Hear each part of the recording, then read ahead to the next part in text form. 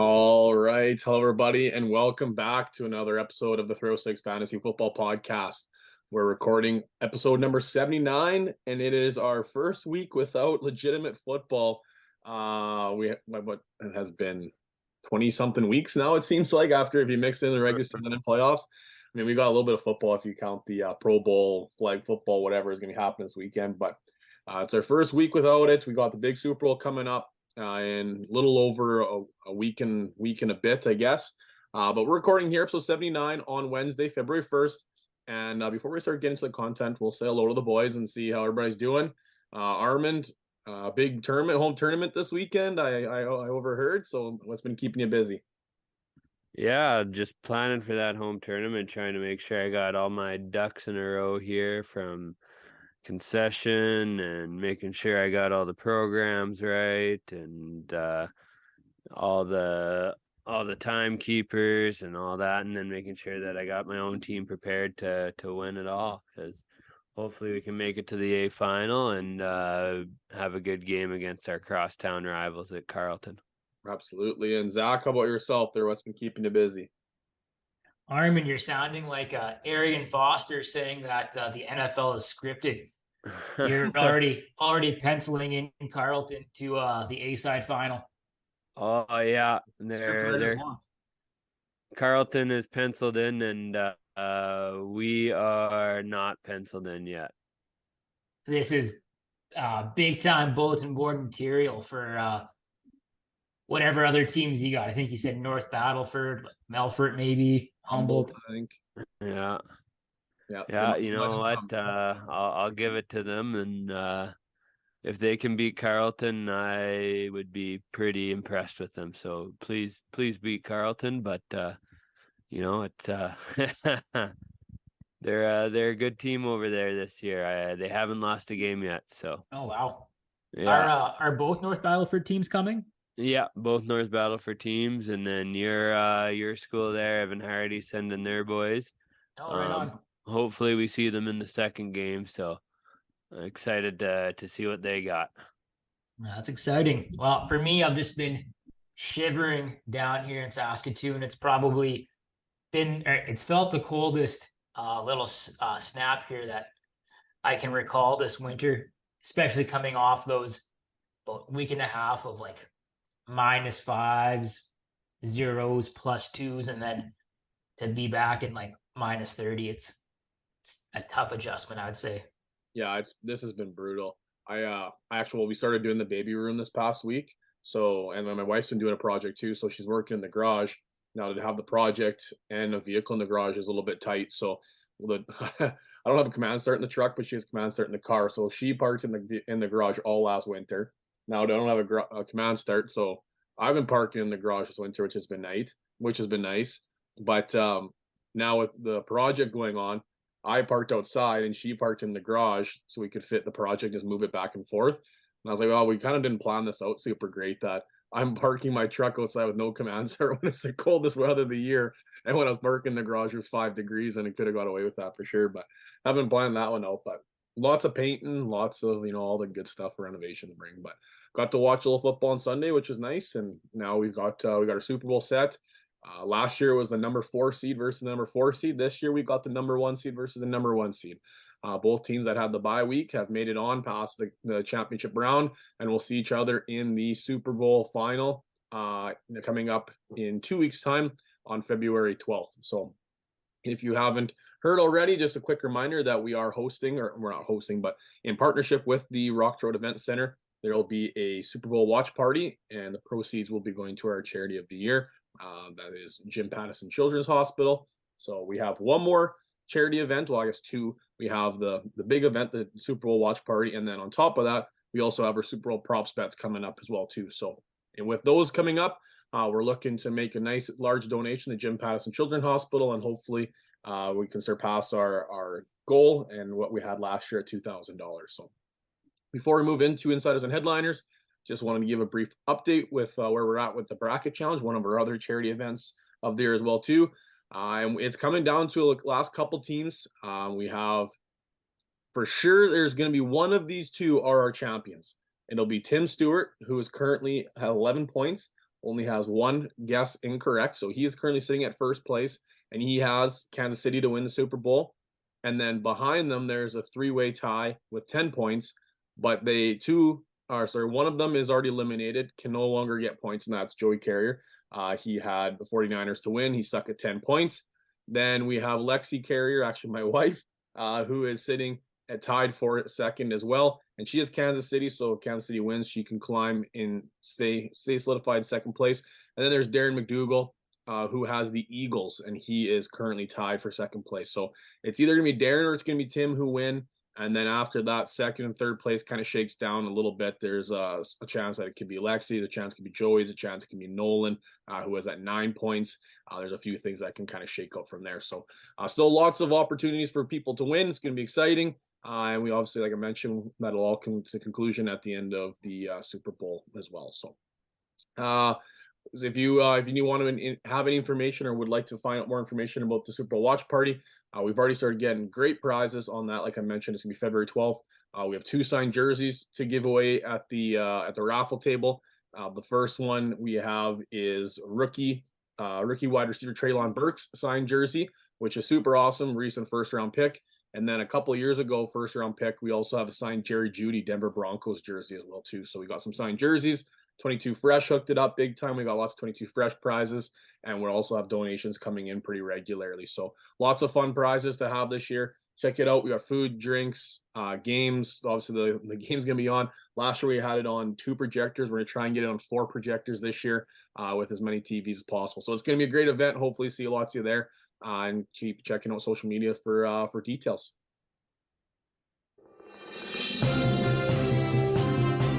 I've just been handed an urgent and horrifying news story.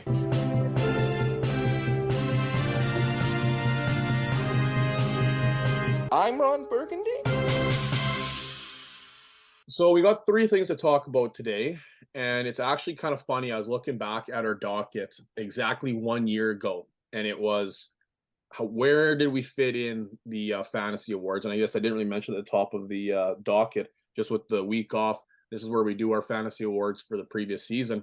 And I was looking at the docket from last season, and it was episode 39. And in the insiders and headliners, it said, Tom Brady retires, question mark, question mark.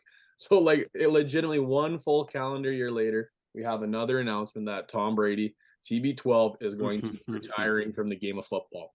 Now, obviously, lots of people are thinking, is this legit? Is this actually going to be walk away? It was a short and sweet announcement. This one, I think, I know, Zach, you probably know more about Tom Brady than anybody else does, but it seems very bizarre that we come back for 1 year, a bad year with the Buccaneers, get divorced, essentially separate from his family, and then walk away exactly 365 days later. So do you think this is actually the end, or do you think it's going to be one of those ones where a quarterback position opens up on another team and it's kind of enticing, and all of a sudden he's like, let's do one more go? Or do you think this is it? I think this is it.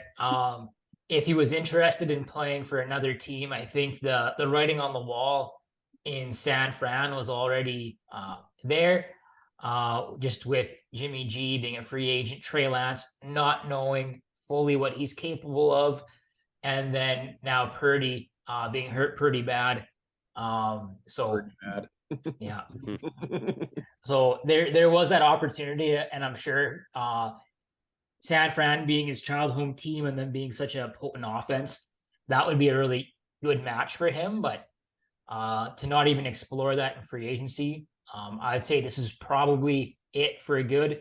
The rumor last year was that he was going to retire, but then Schefter or somebody else like that leaked that he was retiring, and it wasn't on his own terms at that point in time because he wanted to be the one that announced he was retiring and not a media personality. So the rumor or the speculation is that because of that, he came back for 1 more year. And now today he announced on his own over social media with that video that many of us have already seen or listened to. So he was able to walk away on his own terms. So I would hope that, kind of for his legacy, that this is kind of it, because I don't want to be sitting back here in 15, 20 years and have all the jokes about Brady like there were with Brett Favre, and him retiring and unretiring for on and off for what seemed like 3 or 4 years. Yeah. I think it would have been, and not to take anything away from Tom Brady's career, but I think there's a different persona of Tom Brady now in this last couple of years. Like this last year was very difficult to watch that offense. We ragged on that offense quite a bit.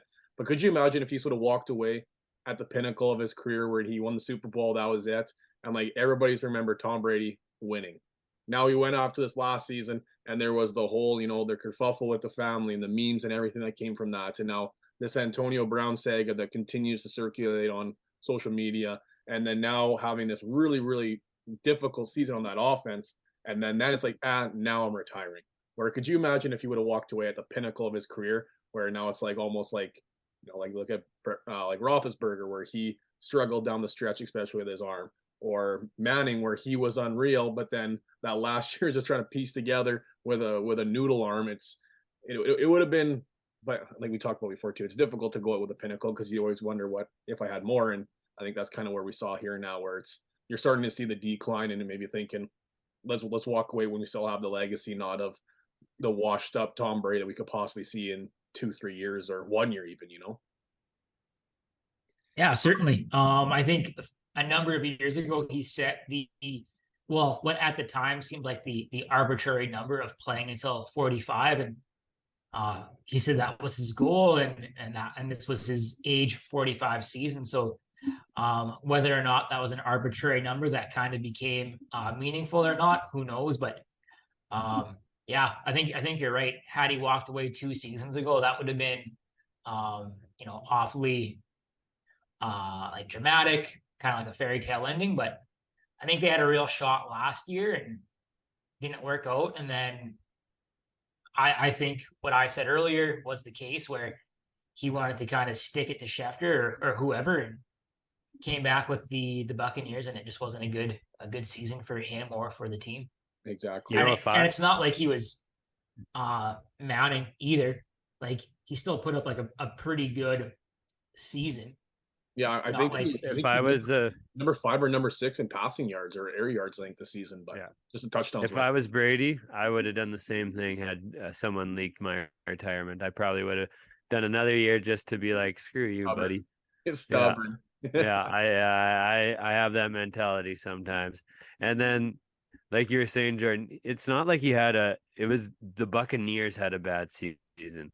Tom Brady wasn't like, it didn't look like he was awful, like he was still better than like probably half of the starting QBs, if not more, in the NFL this year.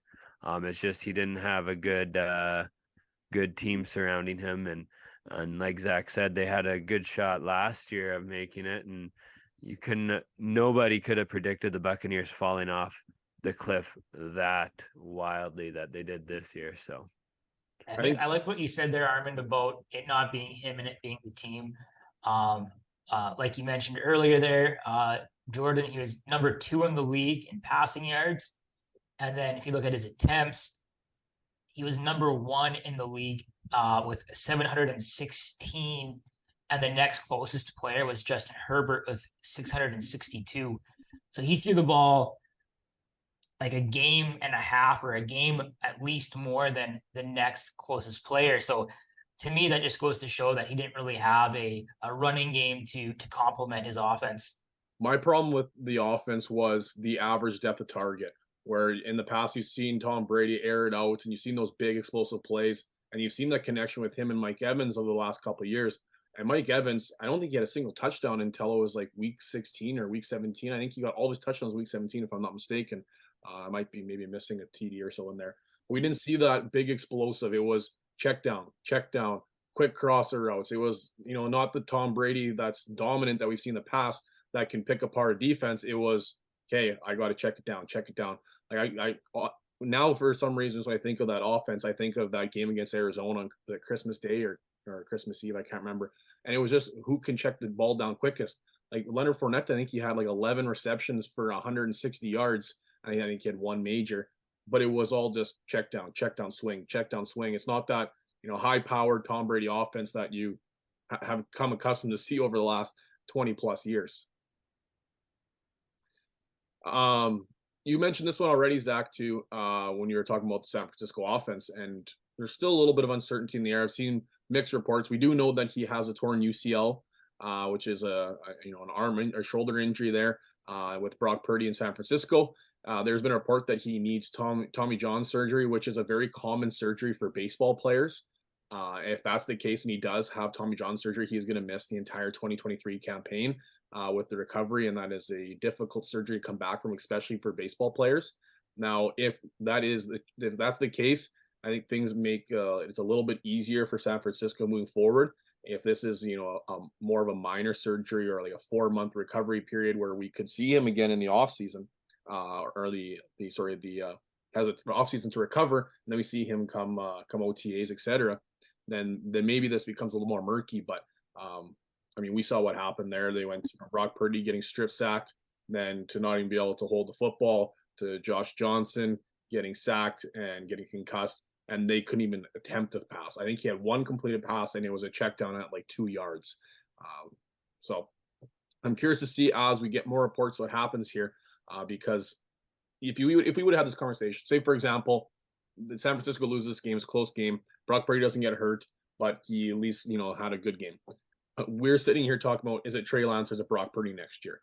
Because Trey Lance coming off an injury, we still haven't seen what he's got. Obviously, probably significantly superior in athleticism, but we don't necessarily know what Trey Lance is yet because we haven't seen it. Where there's that little bit of discussion now with Brock Purdy most likely missing at least a substantial portion of the 2023 season. I think it's a little bit more solidified, like Zach had mentioned, that it's going to be Trey Lance. I can't imagine they re-sign Garoppolo or go pursue a veteran quarterback in the offseason, especially given what they had given up for him in draft season to get him. But the last one, this one I'm curious to see what you guys think, because I think this is incredibly bizarre. I can't believe an organization would do this, but maybe you guys think differently than I. That Sean Payton has been traded to the Denver Broncos. Coach Sean Payton has been traded, and it wasn't like, it's substantial. It's for a first-round pick, and then there's going to be a higher compensation as well. The rumor is that it's going to be a second-round pick or a late third. So a first-round draft pick and possibly a second or a third-round draft pick to trade for a coach. Not a player, a coach. So I'm very, very curious to see what you guys think. And we'll start with Armin, and then I'll go to Zach here and see what you guys think. But is this something that you'd pursue? I know obviously Denver's all in. They traded for Russell in the offseason. They invested heavily in him. So maybe they think the coach is all they need away from this. But I'm curious to see what you guys think on this one. Well, like, a coach can make a huge difference, but usually you don't trade assets away from them. Like, usually they're generally cheap and just that you need a contract, right? And then you pay them big money. So it is a bit of a head scratcher that you're paying another team in order to get a coach that they let go. But Sean Payton does have a proven track record. He had a good relationship with Drew Brees, and maybe they're hoping that he can build that relationship with Russ and make it so that it wasn't such a waste of picks, just kind of almost doubling down on Russ here on that Russ trade and trying to make sure that it works, and so that they don't look ridiculous for actually trading as much as they did to get him. What do you think, Zach?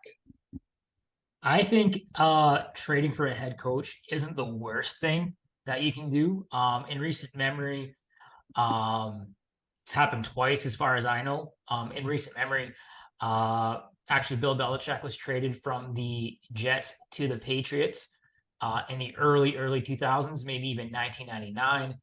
And then also, I'm sure both of you have seen this DVD on the bus to Saskatoon for football games, but the Tampa Bay Buccaneers traded for who's that crazy guy? John Gruden from the Raiders. And coincidentally, both of those guys went on to win a Super Bowl. Belichick winning multiple, Gruden winning one Super Bowl for that team that traded for him. So like Armin said, it does make a big difference, I think, but it is uncommon trading for a head coach. The part that really surprises me is doing some reading the other day. The one article said that the Broncos were turned down by several head coaching candidates that they preferred over Sean Payton. Their number one choice was Jim Harbaugh, Michigan, University of Michigan head coach, who turned them down to stay at Michigan. Then their next choice was Dan Quinn, who ended up staying with Dallas, I believe.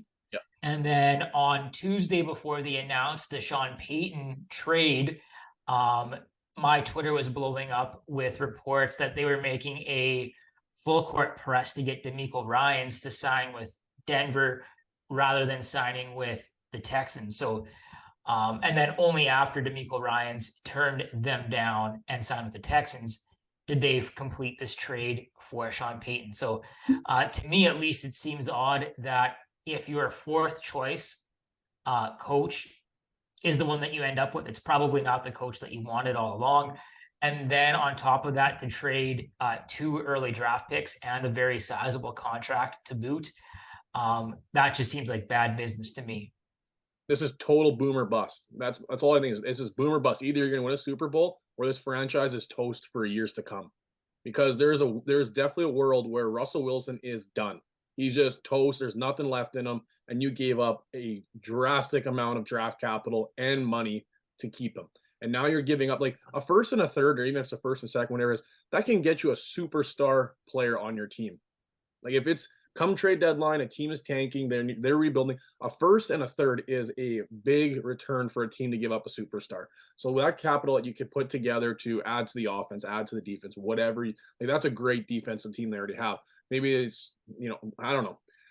The other part to this puzzle that I don't know is we haven't seen him coach without, well, maybe was it one season we saw it? And Yeah, the offense went drastic down. When we haven't seen with Drew Brees. Drew Brees is a first ballot Hall of Fame quarterback. Like we haven't seen like that offense tick without that first ballot Hall of Fame. Now, is Russell first ballot Hall of Fame? If we were having this conversation last year, I'd say he's probably well on his way. Now he has this huge down season. Is he a Hall of Famer? Yes. Is he a first ballot Hall of Famer? To be determined. I don't think so. Maybe not. But there's a lot of moving parts, and it's one of those ones where this seems sketchy to me. And if I'm a Denver Bronco fan right now, I would be very uneasy because I don't have the numbers in front of me other than the fact it was a first and a third. But do you remember how much they gave up in that Seattle trade for draft capital? Obviously, they gave up a lot of youth, but I can't remember draft capital. I want to say it was 2 firsts. Is that correct? I want to say it was a first. I can pull it up here. Like, but it was a lot plus players too. So right here, let's see. Yeah, because they gave up Noah Fant. They gave up Drew Lock, which is whatever. It's a backup quarterback. Everybody knows what they have in Drew Lock. But then it was a lot of draft capital involved there too. And if I remember correctly, I think Seattle flipped one of the picks, but I might be.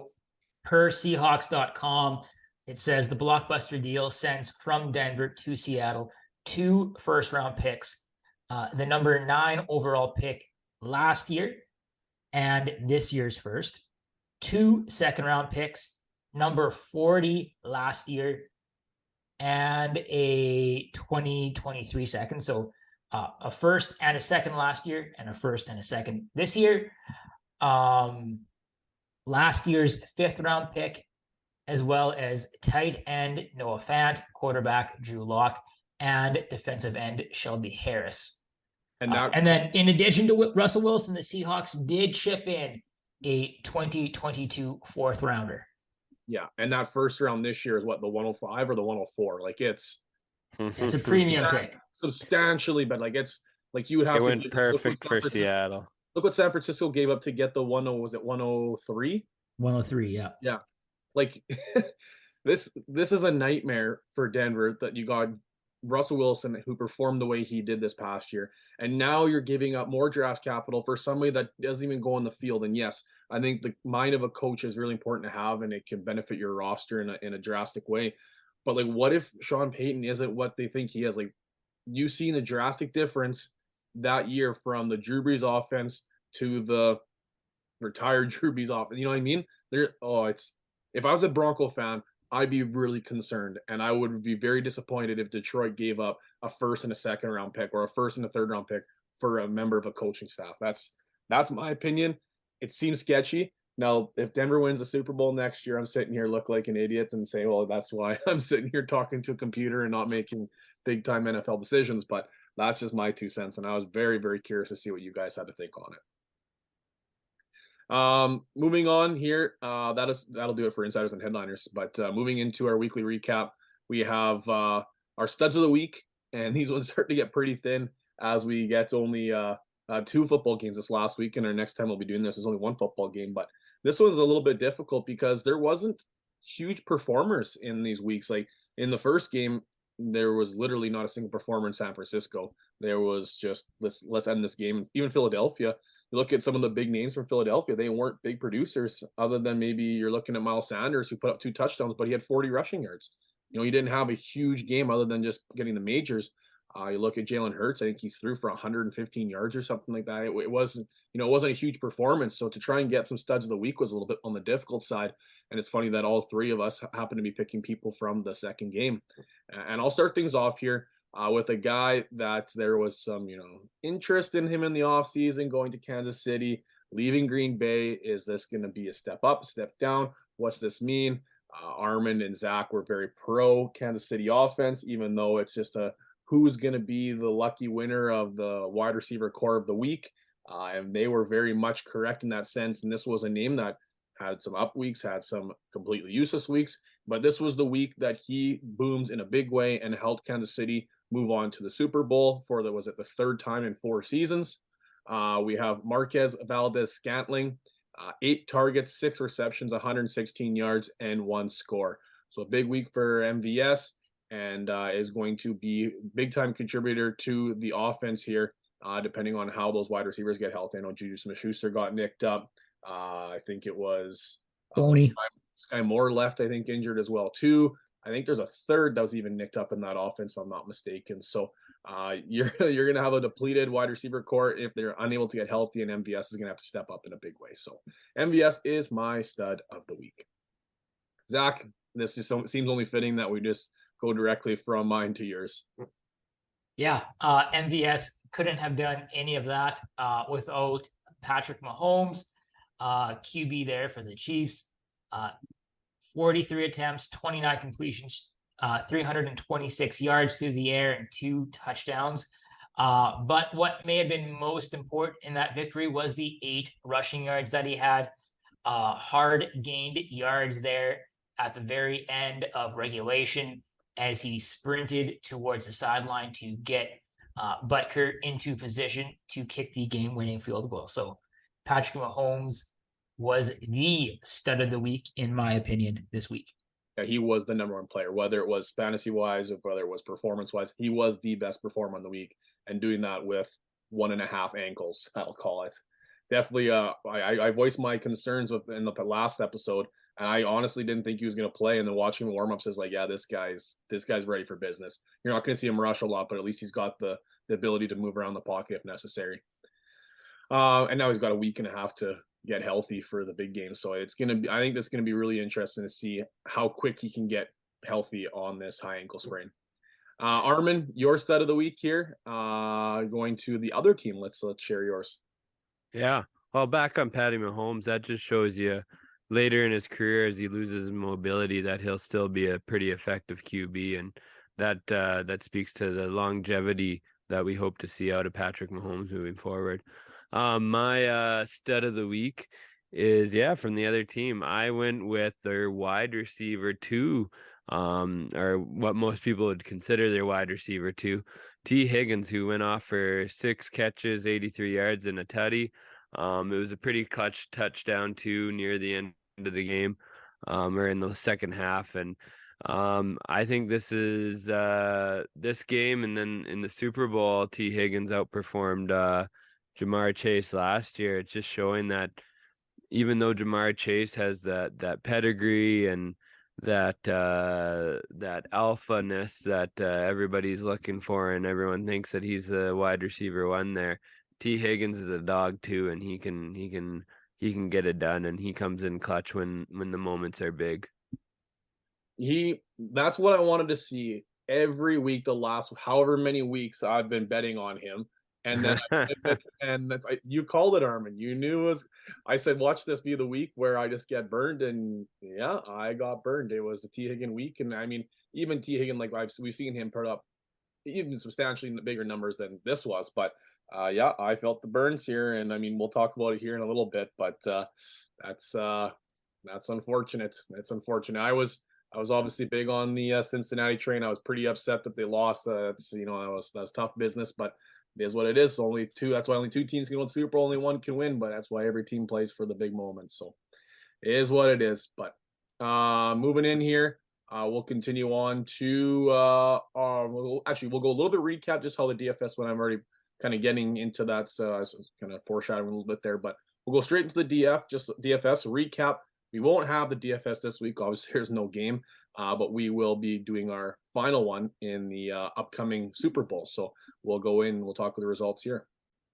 Well, Zach, you I guess you can say you dodged the bullet. I don't know how else to phrase it, but Super Bowl Sunday, me and Armin will be sweating this one out with Zach taking another W on us. He has solidified the fact that he will be in first place. Even if he finishes dead last, it doesn't matter. Zach is going to be the big winner. He could probably put together a joke lineup, and it doesn't really matter come Super Bowl Sunday. But I mean, he'll probably still do that and still win. It doesn't matter. But Zach got first place, I got second place, and Armin got third place. So we currently have a 5-2. I don't know what else to say, Armin. I thought you're the expert here. I thought I was the underdog. Thought maybe be able to level this one out, but no way. Zach took the cake on this one. Yeah, I don't know how Zach got through with that New York Giants week. Like, holy. Richie James Jr. Say no more. The guy knows something. It hasn't even been close. Like this last week wasn't even close. Yeah. Sanders one pulled that one on the hat. I thought I was sneaky with him 2 weeks ago. He burnt me. I left him, and then Zach picked up where he left off, or where we're on my hopes were at least, and yeah, walked all over us. So Zach 5-2-2. Congratulations. He's first. He doesn't have to spin the wager wheel. It'll be come down to Armin or I here, and hopefully I'm not sitting at McDonald's for 12 hours or whatever the wager wheel has to decide. But Can I suggest something? Yeah, go ahead. I think to make things interesting, we'll know how this shakes out by the end of the game next Sunday. Should have a live wager wheel at Rock Trout. I'm totally game to do it. You know what? I was even thinking it'd be cool if we did like a live episode, like during the halftime or something like that, and got to go and just talk to a few people about the game. Or I'm still trying to think about how we can get it going, or even before it starts, we can do a little live. I'm curious on how we can do that, whether it's on Facebook Live or or it's on Instagram Live. I think we can try and make something happen, but I can definitely spin the wager wheel. We just got to get a few good punishments on there and see what we can concoct. So if you're listening at home and you got some ideas, definitely fire them our way, and we'll make that happen. That's a good idea, Zach. And we might as well do the punishment right then and there after we spin it. Something for sure. Yeah, just like right there. The entire wheel is like orange, and it's just orange is like a bar mat shot. Just put a guy in a hospital, I think. Yeah. So we'll have the DFS, like I mentioned, coming up next week in preparation for our Super Bowl episode. But right now, we are going back in time a little bit. We got the buffer week, and we're going to talk about our 306 Fantasy Awards. And these are the awards. We did it last year, and the people at home get to vote on who they want to win. We'll put them out on the social media. There'll be an opportunity for you to vote on them and send in your votes via social media. But we're going to put these out forward there, so stay tuned. You'll see them, but we're going to talk about them a little bit on the pod here. So we got the biggest bust, the waiver wire stud, the biggest week, playoff hero, draft day sleeper, and fantasy MVP. So when we talk about these, you'll be able to vote on them, and we'll give those, whoever wins, we'll talk about that on the next upcoming episode. So you have 1 week or so to vote. So starting things off, we have our biggest bust of the award, and maybe as we're talking about it, we'll be able to maybe share about what that means, what that award means, and then we'll talk about the candidates. But taking the first one as biggest bust, we have Armin talking about this award. All right, biggest bust. So this is somebody that was highly sought after in the off season here, or in draft season, and people were targeting them and picking them early, and then they just didn't perform, and their performance labels them as a bust because based on where they were drafted, we could have drafted them a lot later and been happy with that production, whereas we're sad with the production that we got from them from where we got them. So anyways, our candidates or our what's the word again? Our not candidates, Nominees. nominees There for we go. biggest bust this year. Yeah. Nominee number 1 is Russell Wilson. He is being drafted this year at QB 10, 76th overall off the board. He finished the season as QB 17 and put up 212 fantasy points. So you could have drafted him 7 QBs later. Being drafted at 10th QB overall means he was a starting QB for most people. Finishing as QB 17 means he was more of a bye week plugger as a QB, or a backup if your QB went down with injury. 212 points is not a ton for a QB. You're looking at more that high 200s, 300s, maybe even we've had guys in the 400s before, right? Yep. For QB, or at least darn close to it. Yeah. Yeah. Second nominee for biggest bust is Deebo Samuel. He was being drafted 7th, or wide receiver 7, 22nd overall. He finished the year as wide receiver 32, putting up 137 fantasy points, which when you consider last year when he put up over 200 points as a big letdown, and is probably what you were hoping to get from him, or at least close to that this year. So pretty big fall from grace, going from wide receiver 7 all the way down to wide receiver 32 in his finish. And wide receiver 7 seemed like a deal considering last year he was the wide receiver 2. Our third nominee for biggest bust is Alvin Kamara. He was being drafted as the 9th RB off the board, 11th player overall. He finished the year as RB 20, and he had 171.7 points. So overall for Alvin Kamara, not the worst season, but that being drafted 9th overall was mostly due to the fear of him being suspended. If not, he probably would have been drafted quite higher. So I think we got to take that into consideration when we come up with who actually ever wins this, because if that suspension wasn't looming over his head at draft season, I'm sure he would have been closer to like RB 4 or 5 or something like that. Lastly, our fourth and final nominee for biggest bust is Kyle Pitts, who's being drafted as tight end 3 and 31st off the board, or 31st overall. Highly sought after. He ended up being tight end 31, putting up only 61.6 fantasy points. Now, he is a bust. Nothing against him or his actual football skills. He just was on a team that barely threw the ball and barely targeted their tight end this year. But you still got to put him as a bust with how high he was being drafted. So yeah, those are our 4 nominees for biggest bust. I would be putting my money on probably Kyle Pitts at this moment. Alvin Kamara, I feel like he wasn't far off from where he was being drafted. I think you felt like you were getting a deal for him when you got him, and then putting up the points he did, you're kind of like, it's not great, but at least I didn't lose out a whole ton of points.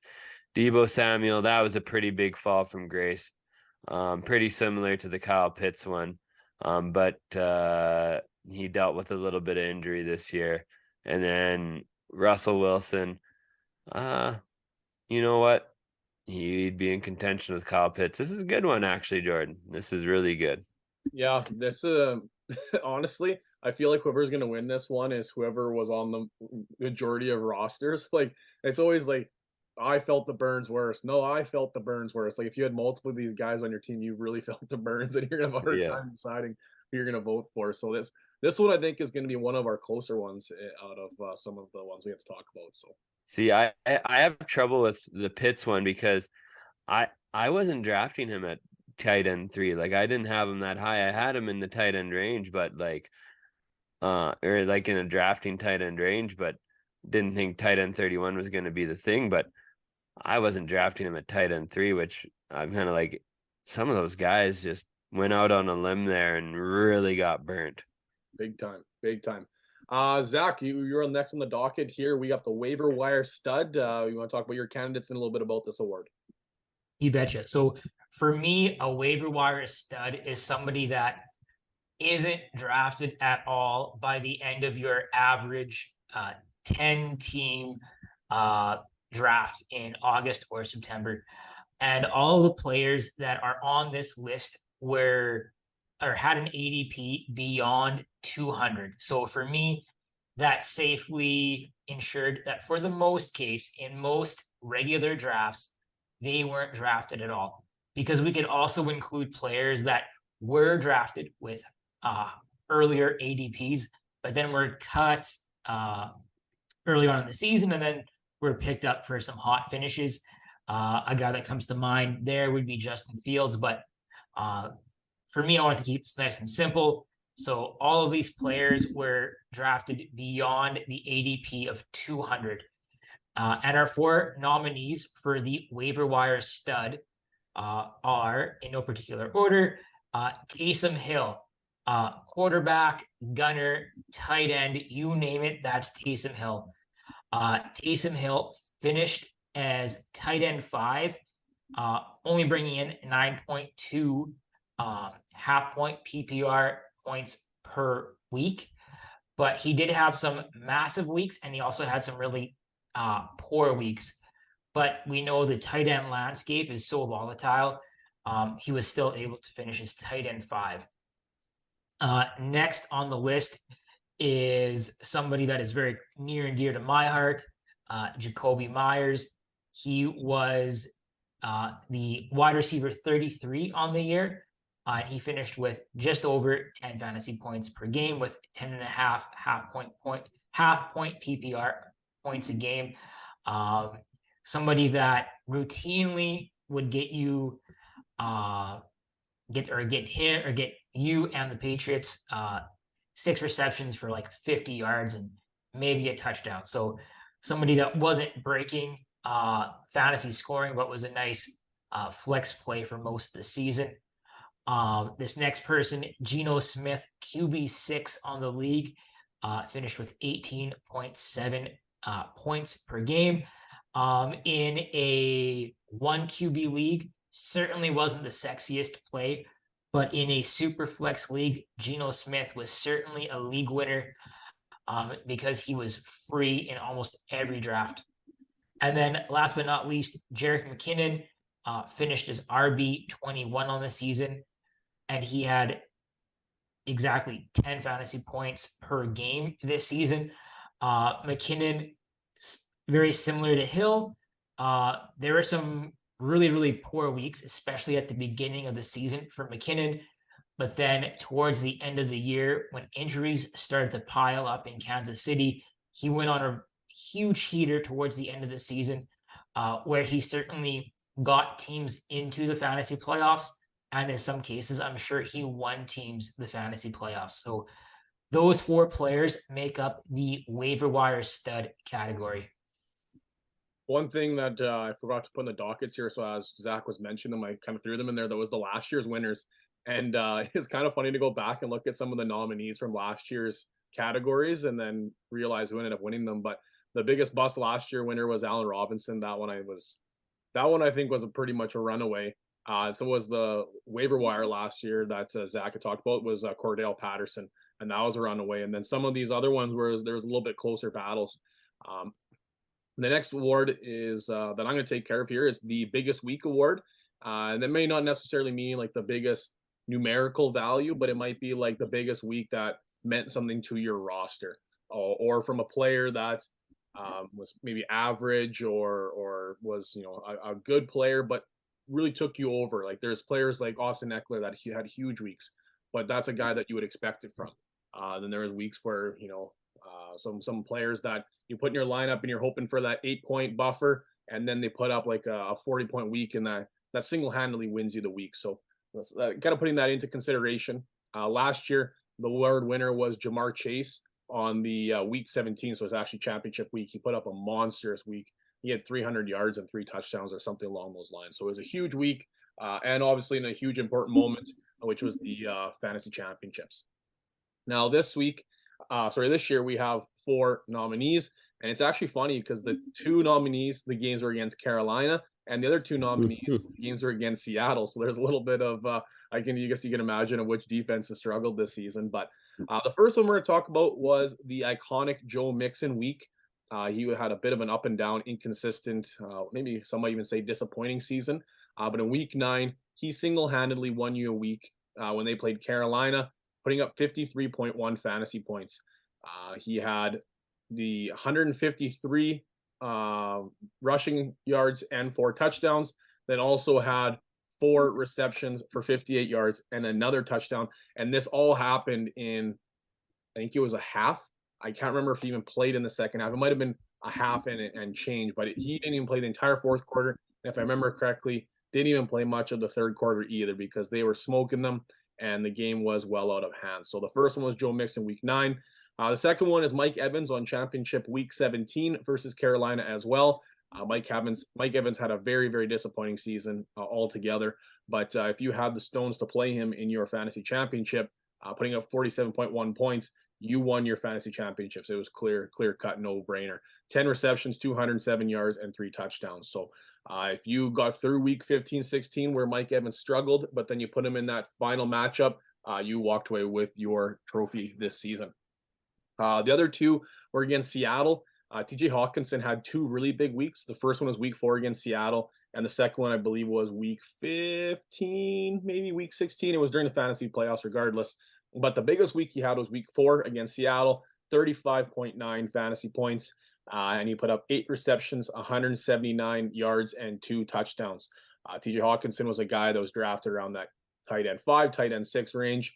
Had a bit of a slow start, ended up getting traded midseason. But that one big game, Detroit versus Seattle, he boomed. And then the second one was when he was with Minnesota. And I can't remember exactly who it was against, but it was in week 15 or 16. I might have to pull that up after, but had another really big week. And if you put him in that lineup in that fantasy playoff, then he projected you into the next round most likely. And our last one is Josh Jacobs, and that was week 12 versus Seattle as well. And he put up a monster week of 45.3 fantasy points, 33 carries for 229 yards and 2 touchdowns, as well as 6 receptions for 74 yards to boot. So we had a huge week from Josh Jacobs. He had a huge year. It was just easy to put it as that, but this was his biggest week of the year.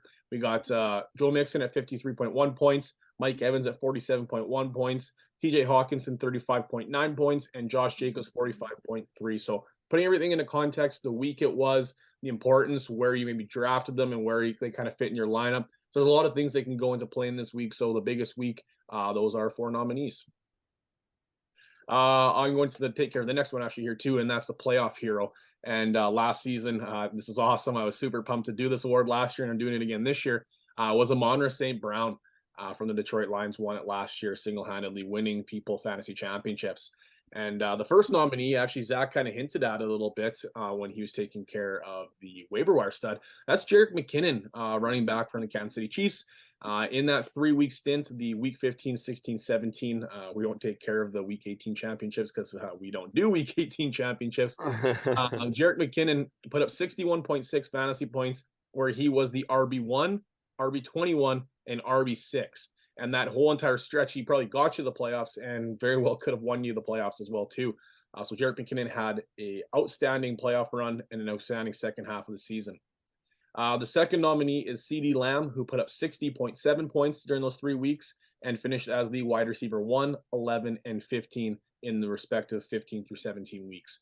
CeeDee Lamb had a really good year, and I know we had a little bit of discussion about him where Dak went down. Do you trade CeeDee and try and try and flip it, or do you hope that CD can bounce back? CD bounced back in a big way. He had a really good season, and he had a really good playoff run too. Obviously, finishing as wide receiver 1, 11, and 15.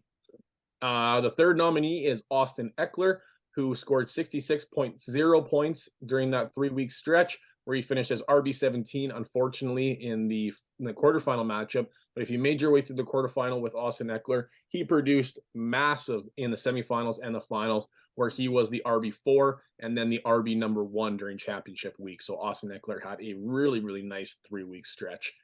And then finally is George Kittle, who had a rocky season as well, but really got into a nice stretch with Brock Purdy down the second half of the season, as well as the fantasy playoffs, where he finished with 60.6 fantasy points and finished as tight end 1, 2, and 12. And now this was an interesting one because you have a wide variance. You have a guy that was picked up off waivers.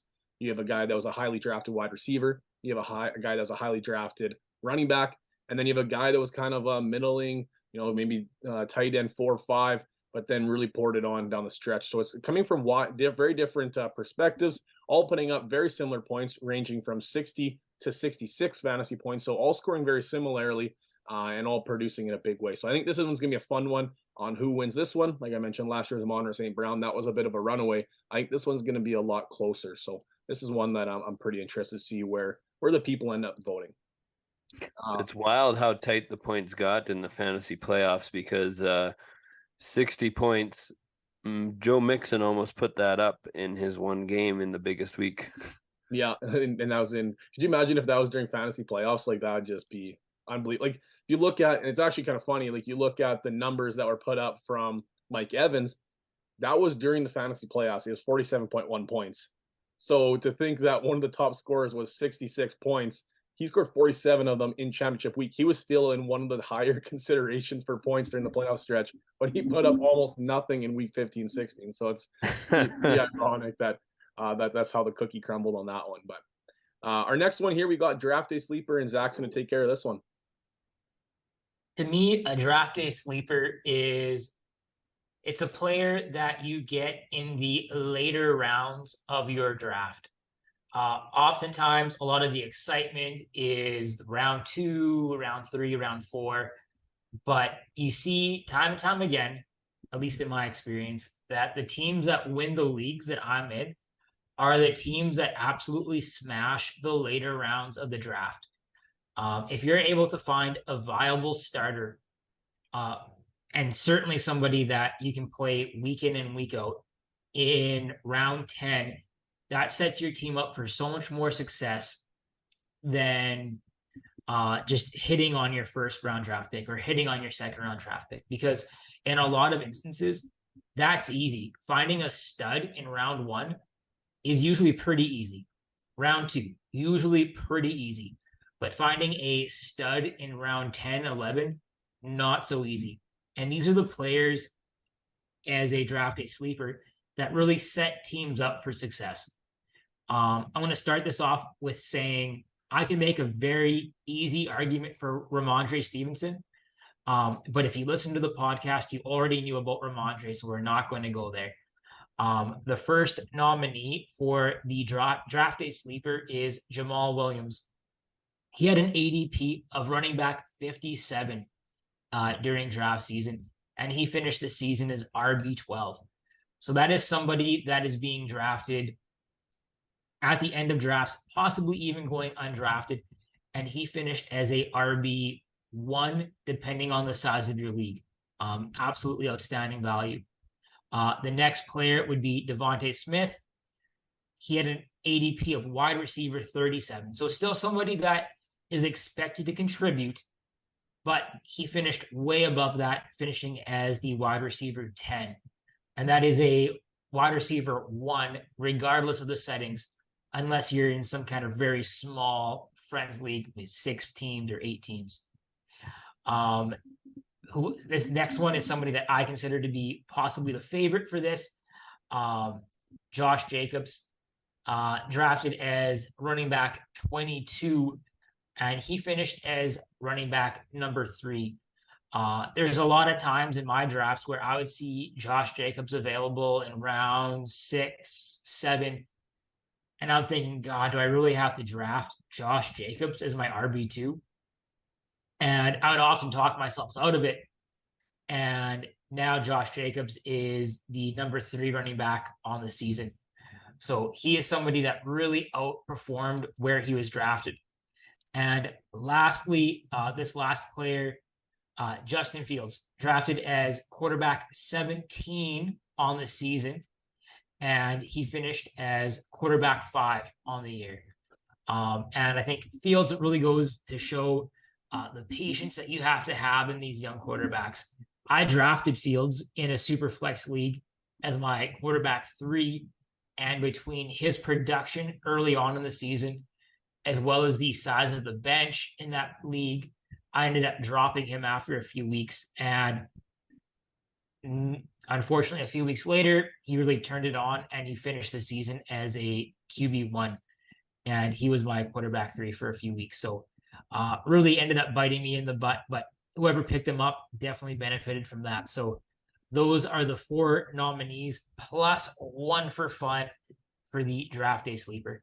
You can almost call that one a little bit of bragging rights, as it were. If you're one of your my guys coming in the season, but this is a damn shame that I think this one's going to be a bit of a runaway, because there's one for sure that I think is like, a really, really good secondary candidate where that person was drafted and finished, especially when you think about the contribution to your team, where you drafted them and how often were they in your lineup. Like, you look like Jamal Williams, he had really big weeks and he had some really, really bad weeks where he just fluctuated. But to me, there's 2 really, really good candidates here, and it's a damn shame that it might turn into a runaway. But that's that's why we only contribute as 1 vote, and everybody else gets the exact same 1 vote too. So we'll see where everybody else kind of goes with this.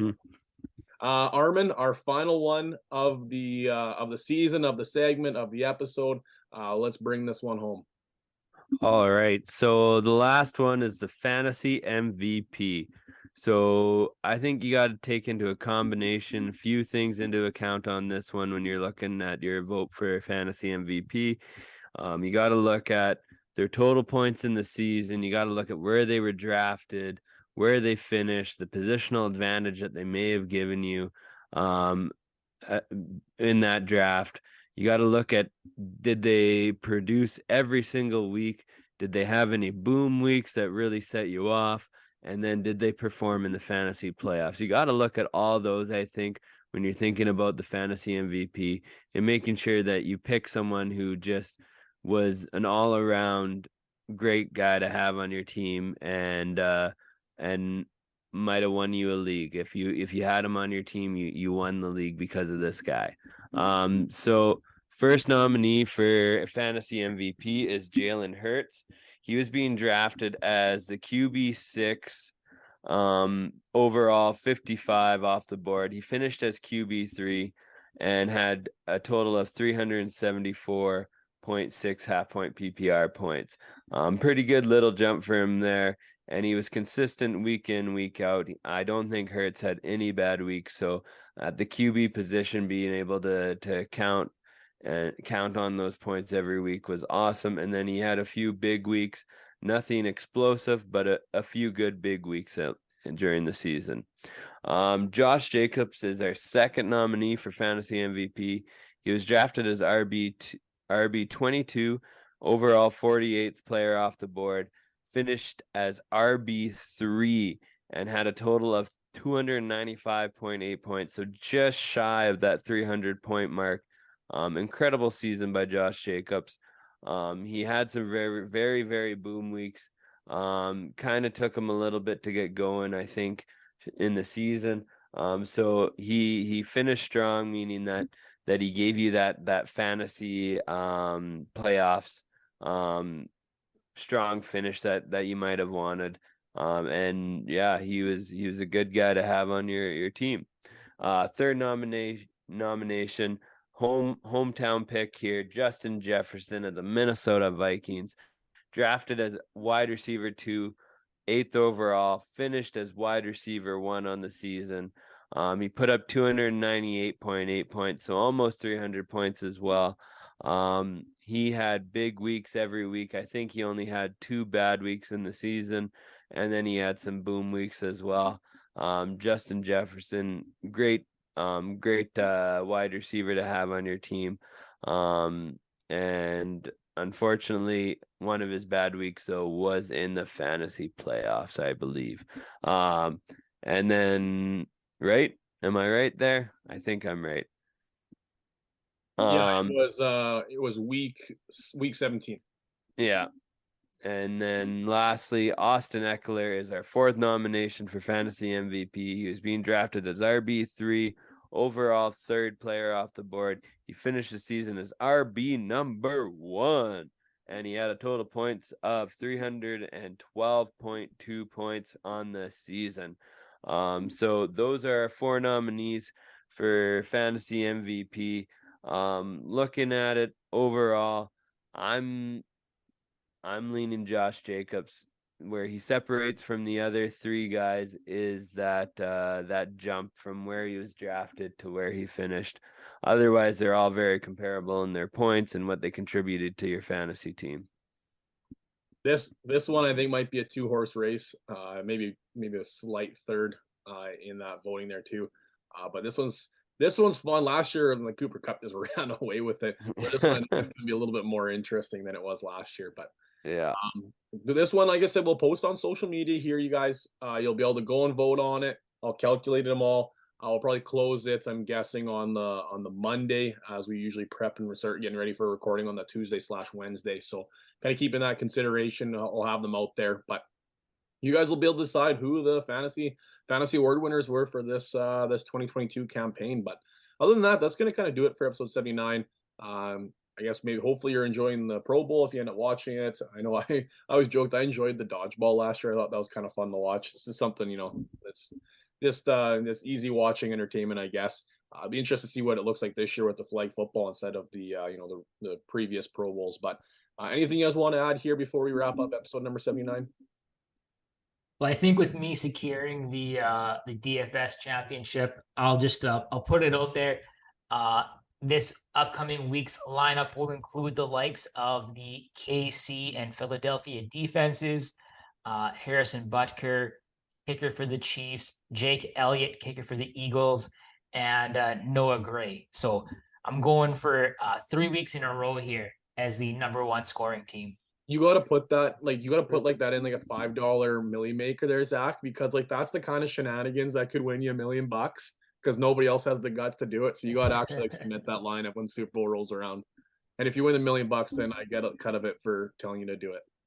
Rick, could you imagine Noah Gray getting like 2 tuds? Well, just a deep, like what if it was that year when it was LA versus New England, 1 touchdown and it was just an offensive slugfest. Like that would win you $1 million. 1 touchdown to Noah Gray. Yeah. And was it Sony Michel that scored that touchdown? So there you go. He was a long shot to score that one. Noah Gray's a long shot to get this one. Zach, you got to do it. I mean, it's a boring Super Bowl, but $1 million is $1 million. So yeah, I'm just stomping around, rock trout being all pouty. Anytime there's like a 10-yard completion. Yeah. No, drop that. You dropped that's an interception. Come on. Strip it. Arvin, you got anything here before we wrap this one up? Are you gonna make $1 million too? Maybe, I don't know. Yeah, I'm gonna make $1 million. I'm gonna go on it's blanking now. I was gonna say the Blake Bell. Yeah. Oh, that's a real dark horse. That's a real dark horse. I'm just gonna put the Patrick Mahomes in there and hope I just don't have to spin the wheel at Rock Trout. But we'll have more details coming with the Rock Trout one coming up next episode. As we get closer, it'll be under a week away by the time the next episode drops. So more details to follow on that one. Stay tuned for that. And like I mentioned, keep following social media as all of our good stuff is going to be out on there too. So thanks for listening, everybody. That's going to wrap it up, like I mentioned, for episode number 79. Take care, and Super Bowl's around the corner. Let's talk soon.